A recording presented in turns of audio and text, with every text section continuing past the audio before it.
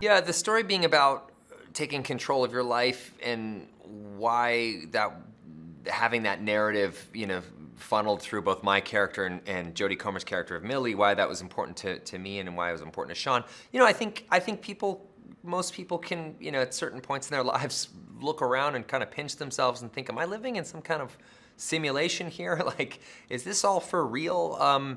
And I like the idea of people stepping out of the shadows and into their light and into their power and taking, some agency in their own outcomes. And that's really what this is about. And we're smuggling all of this into a video game premise, so to speak. But the movie really isn't a video game movie. I mean, it is a movie about taking control of your life. And it's all set within a huge action, adventure, comedy, romantic kind of movie, and it's a type of movie they don't, usually make anymore. These are, everything is a sequel or everything is based on a comic book or IP. So for us, it was really important to make a wholly original blockbuster summer film.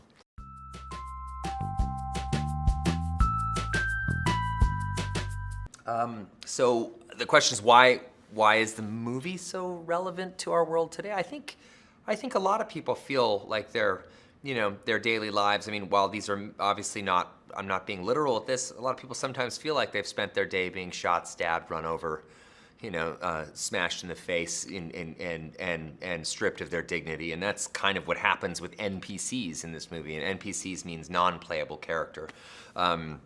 Basically a background character, an expendable character that is just designed or used for violence or your own kind of weird, idea of kicks. So I think it's relevant today because, I think that's something a lot of people kind of feel, both figuratively and literally. So, there's a lot going on in the world, and, to produce a movie that is, a fastball of joy is, I think, much needed respite in the storm of today. So I'm pretty happy about that.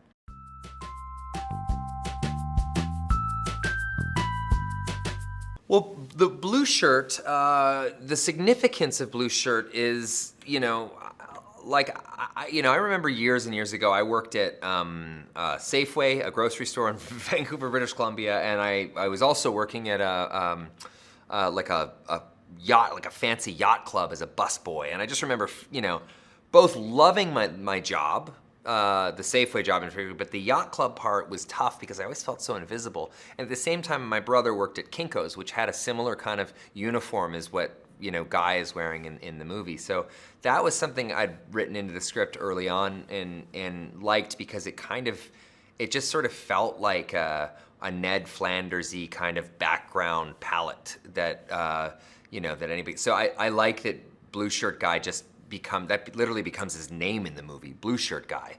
Like they don't even give him an identity. It's just Blue Shirt Guy. And he slowly but surely, grows an identity and grows a real purpose and learns how to fight back. And that's where he steps into being Guy, just Guy. And even says it a few times in the movie, my name is Guy. And I love that. So the clothing choice was certainly intentional. But those sorts of things are very important in movies like this. So, and I also like Halloween costumes, meaning that I like movies where you can see an immediately identifiable costume, and the following Halloween, if you see somebody dressed in that, you're like, oh, that's from the movie, blah blah blah. So that's part of it too. Is I like that it was immediately identifiable as Guy from our movie.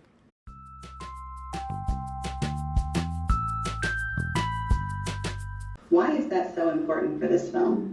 Well, as somebody who, grew up adoring and loving going to theaters and watching movies and having that communal experience, I still love it. I got to screen Free Guy in Boston a couple of weeks ago and watch it with, a theater filled with people, and it was just such a wonderful communal experience. It's also so contagious to enjoy that laughter, that sort of you sort of, when someone else laughs, you laugh along with them, and I don't know, there's something about that community experience that I will always love. So